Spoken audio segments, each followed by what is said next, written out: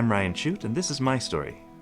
Yeah, I grew up in rural Nova Scotia in the Annapolis Valley, and growing up on a hobby farm and hanging out with family and friends nearby, and we didn't come in and stop playing until the street lights turned on at night, and it was a dirt road and simple life.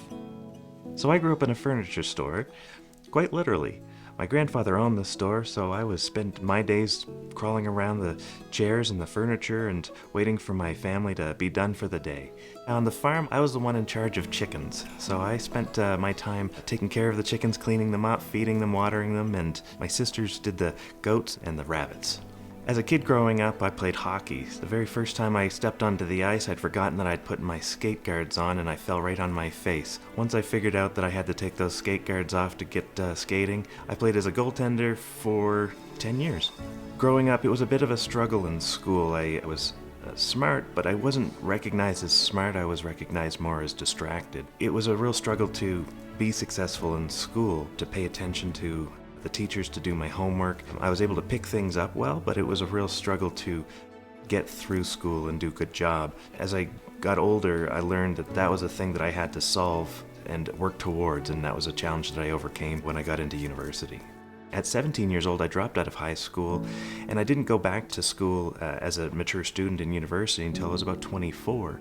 I'd gotten my GED, and I'd passed with flying colors through the general education system. In university is where I learned how to overcome my learning challenges.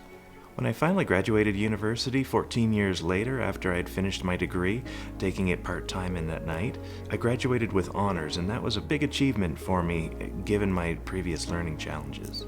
Early on, I knew I wanted to help people. I wanted to train and help companies grow and be successful.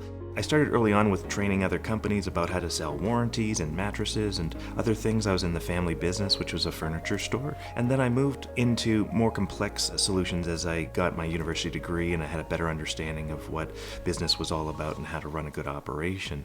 The biggest thing that I learned about myself in going through this process was how much I was mimicking other leaders in my life, and not all of them good leaders.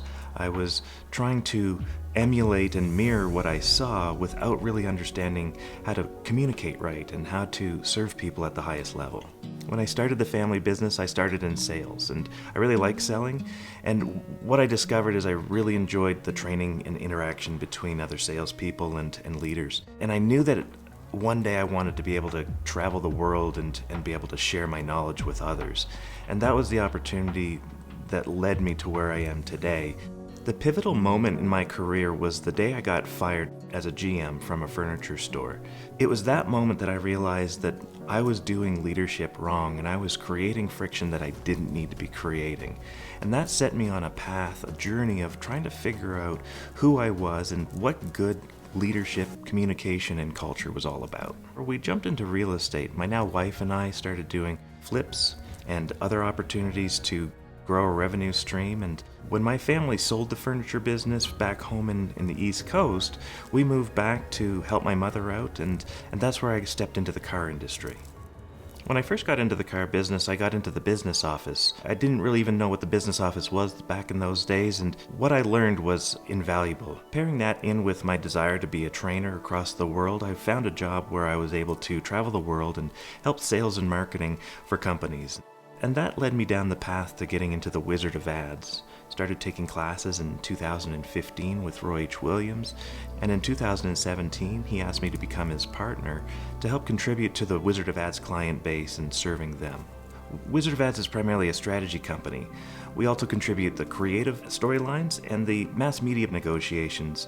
These are the things that most companies in marketing struggle to do well, and then we help implement those strategies with the other partners like your digital partners.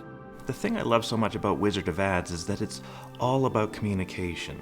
From the advertising to the buying experience to the employee experience, it's all communication and it's all the same thing. When we really start to understand the underlying elements, the ingredients of advertising and selling and even your culture, if I could tell my 20-year-old self anything, it would be that less is more.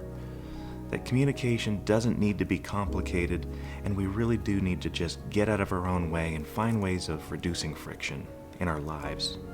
Today, the thing that drives me the most in my business is helping other business owners find success and getting out of their own way and creating an environment where they can really grow both profitably and successfully.